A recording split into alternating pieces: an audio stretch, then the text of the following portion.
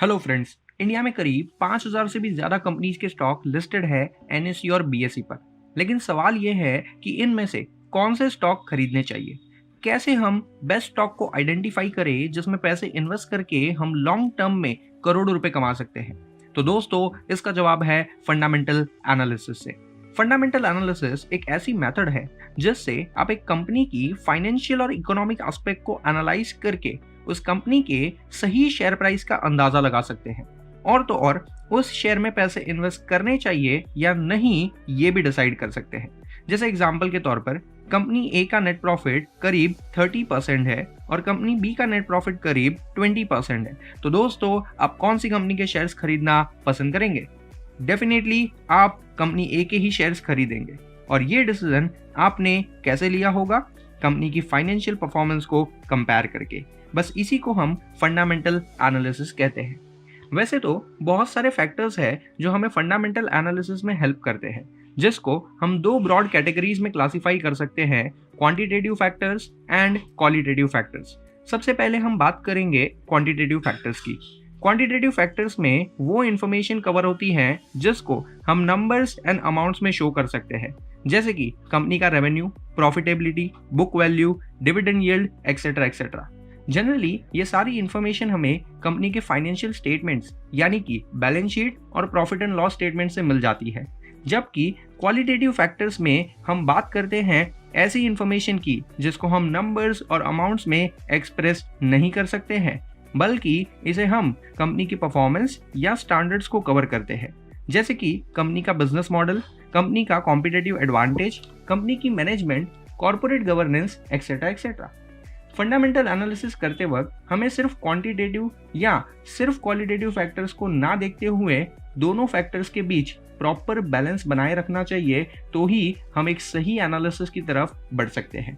तो आइए बात करते हैं कुछ important qualitative as well as quantitative factors की, जो हमें बता सकते हैं कि कैसे हम एक अच्छी कंपनी के शेयर्स को आइडेंटिफाई कर सकते हैं।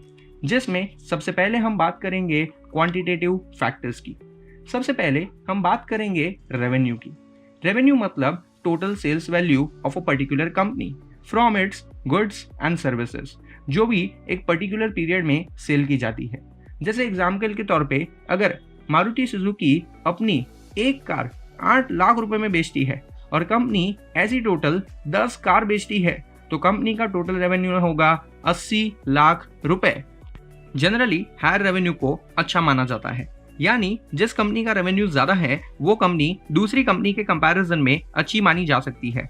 एग्जाम्पल के तौर पे अगर कंपनी ए का रेवेन्यू 300 करोड़ रुपए है जबकि कंपनी बी का रेवेन्यू सिर्फ 50 करोड़ रुपए है, तो इसका सिंपल मीनिंग ये है कि कंपनी ए की सेल्स ज्यादा है और इसीलिए कंपनी ए में इन्वेस्ट करना ज्यादा सेफ और बेटर हो सकता है, क्योंकि कंपनी ए मार्केट के उतार चढ़ाव को अच्छे से हैंडल कर पाएगी। लेकिन दोस्तों, हम इन्वेस्टमेंट डिसीजन किसी एक या दो फैक्टर्स को देखकर नहीं ले सकते हैं। फंडामेंटल एनालिसिस बहुत सारे फैक्टर्स का कॉम्बिनेशन है।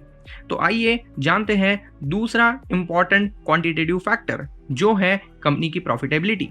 प्रॉफिट यानी कंपनी की टोटल रेवेन्यू का वो हिस्सा जो कॉस्ट माइनस करने के बाद बच जाता है। जैसे एग्जाम्पल के तौर पे अगर मारुति सुजुकी अपनी एक कार 8 लाख रुपए में बेचती है और कंपनी ने ऐसी टोटल 10 कार बेची है, तो कंपनी का टोटल रेवेन्यू होगा 80 लाख रुपए। लेकिन कंपनी को ये सारी कार्स मैन्युफैक्चर करके उसको बेचने तक की सारी कॉस्ट मिलाकर करीब 50 लाख रुपए है। तो इसका मतलब है कंपनी का नेट प्रॉफिट है करीब 30 लाख रुपए। जनरली जिस कंपनी का नेट प्रॉफिट हाई होगा उसको बेटर माना जा सकता है फॉर इन्वेस्टमेंट पर्पस, क्योंकि हाई नेट प्रॉफिट का मतलब है कंपनी की efficient working and performance. Example के तौर पे अगर कंपनी ए का नेट प्रॉफिट करीब 200 करोड़ रुपए है जबकि कंपनी बी का नेट प्रॉफिट सिर्फ 50 करोड़ रुपए है, तो इसका मतलब ये हुआ कि कंपनी ए की प्रॉफिट ज्यादा है और उसमें इन्वेस्ट करना बेटर हो सकता है। तीसरा इंपॉर्टेंट फैक्टर है डिविडेंड। डिविडेंड यानी कंपनी की नेट प्रॉफिट का वो हिस्सा जो कंपनी अपने शेयर होल्डर्स को डिस्ट्रीब्यूट करती है। जनरली कंपनीज अपने नेट प्रॉफिट का कुछ हिस्सा सेव करके रखती है एज रिजर्व एंड सरप्लस, जो उन्हें फ्यूचर में एक्सपांशन और ग्रोथ में काम आ सकता है। लेकिन रिमेनिंग अमाउंट को शेयर होल्डर्स को डिस्ट्रीब्यूट कर दिया जाता है in the form of dividend. Share holder के पॉइंट ऑफ व्यू से देखा जाए तो ये उनकी इन्वेस्टमेंट पर उनको मिलने वाला रिटर्न है। वैसे तो हम सिर्फ डिविडेंड के बेसिस पर कंपनीज को कंपेयर नहीं कर सकते हैं, लेकिन फिर भी हाई डिविडेंड कंपनी की मतलब है हाई नेट प्रॉफिटेबिलिटी और कंपनी का परफॉर्मेंस अच्छा है। अब हम बात करते हैं कुछ इंपॉर्टेंट क्वालिटेटिव फैक्टर्स की, जिसमें सबसे पहला है बिजनेस मॉडल। इसका मतलब है कि एग्जैक्टली कंपनी करती क्या है, उसका बिजनेस मॉडल क्या है और उसका बिजनेस चलता कैसे है। वैसे तो अलग अलग कंपनीज अलग अलग बिजनेस मॉडल पर काम करती है, लेकिन एक अच्छा बिजनेस मॉडल बस उसी को माना जा सकता है जो कोई भी कंपनी पर बहुत ज्यादा डिपेंडेंट ना हो और उसके लॉन्ग टर्म सर्वाइवल में उसे हेल्प कर सके। एग्जाम्पल के तौर पे डी-मार्ट कंपनी। जनरली ये कंपनी कुछ मैन्युफैक्चर नहीं करती है, लेकिन सिर्फ रेडीमेड गुड्स को बल्क क्वांटिटी में खरीद कर उसको अपने रिटेल स्टोर्स पर हेवी डिस्काउंट्स के साथ बेचती है। ये कंपनी बहुत ही अच्छे अच्छे स्टोर्स बनाकर लोगों को अच्छा शॉपिंग एक्सपीरियंस देकर और हेवी डिस्काउंट्स देकर पूरे इंडिया में अपना ब्रांड प्रेजेंस बना रहा है। देखते ही देखते कंपनी की ग्रोथ बहुत ही ज्यादा बढ़ते जा रही है। ये एक अच्छा बिजनेस मॉडल साबित हो सकता है उसके लॉन्ग टर्म सर्वाइवल के लिए। जबकि एशियन पेंट्स, जो कि एक होम डेकोर और इंडस्ट्रियल पेंट्स मैन्युफैक्चरिंग कंपनी है, वो खुद ये सारे पेंट्स को मैन्युफैक्चर करती है और इंडिया के साथ साथ करीब 15 अलग अलग कंट्रीज में अपने मैन्युफैक्चर्ड प्रोडक्ट्स को एक्सपोर्ट भी करती है। वहीं रिलायंस इंडस्ट्रीज लिमिटेड एक मल्टी बिजनेस मॉडल पर चलने वाली कंपनी है, जिसके पास वैसे तो कई सारे बिजनेस हैं, जिसमें से मेन है oil and petrochemical business, retail business, telecommunication business, etcetera etcetera. तो इसी तरीके से हर कंपनी अलग अलग बिजनेस मॉडल पर चलती है। आपको एक ऐसा बिजनेस मॉडल आइडेंटिफाई करना चाहिए जो उस कंपनी को और ज्यादा ग्रोथ की तरफ ले जा सके और लॉन्ग टर्म सर्वाइवल में हेल्प कर सके। दूसरा इंपॉर्टेंट क्वालिटेटिव फैक्टर है कंपनी का मैनेजमेंट, यानी कंपनी के top level managers including CEO, CFO, directors etcetera, जो लोग कंपनी के मेजर डिसीजन लेते हैं और कंपनी के ग्रोथ एंड एक्सपांशन की स्ट्रेटजीज बनाते हैं। जनरली कंपनीज की सक्सेस उनके मैनेजमेंट पर डिपेंड करती है, वरना पैसा तो सब कंपनी के पास है, जिसका बेस्ट एग्जांपल है इंडिया की नंबर 1 कंपनी रिलायंस। 2006 में धीरूभाई अंबानी की अचानक डेथ हो जाने के बाद रिलायंस की ओनरशिप को लेकर उन दोनों बेटों में बहुत ही ज्यादा तनाव पैदा हो रहे थे। जी हाँ, मैं अनिल अंबानी और मुकेश अंबानी की बात कर रहा हूँ। लेकिन फाइनली कंपनी के बिजनेस को दोनों में बांट दिया गया और अनिल अंबानी की नेटवर्थ करीब 45,000 करोड़ रुपीस थी, जबकि मुकेश अंबानी की नेटवर्थ करीब 38,000 करोड़ रुपीस थी इन द ईयर 2006। लेकिन उसके बाद दोनों ने अपने अपने मैनेजमेंट स्किल्स के अकॉर्डिंगली अपनी अपनी कंपनीज को मैनेज किया और उसका रिजल्ट बहुत ही ज्यादा शॉकिंग था। इन द ईयर 2021 करीब 15 साल बाद मुकेश अंबानी की नेटवर्थ सीधे 7,18,000 करोड़ रुपए तक पहुंच गई, जबकि अनिल अंबानी की नेटवर्थ 0 हो गई और तो और करोड़ों रुपए के कर्ज में उसकी कंपनियां डूब गई। मोरल ऑफ द स्टोरी ये है कि कंपनी का मैनेजमेंट एक बहुत ही इंपॉर्टेंट क्वालिटेटिव फैक्टर है कंपनी की ग्रोथ और उसकी फ्यूचर परफॉर्मेंस के लिए।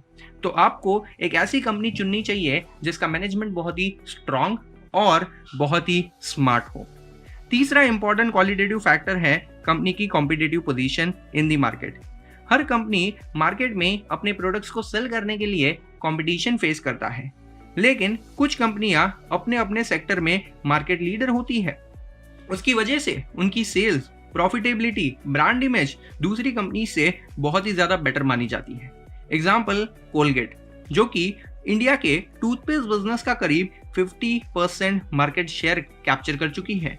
दूसरा एग्जाम्पल है ITC with 77% market share in the cigarette business, जिसकी कुछ बहुत ही फेमस ब्रांड्स है Gold Flake, India Kings, Bristol etcetera.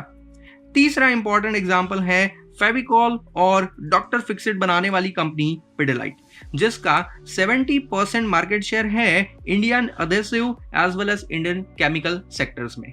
Basically ये सबसे आपको ये पता चल सकता है कि कौन सी कंपनी का ब्रांड प्रेजेंस बहुत ही ज्यादा स्ट्रांग है और कौन सी कंपनी को अपने कंपटीशन पे ज्यादा फर्क नहीं पड़ता है।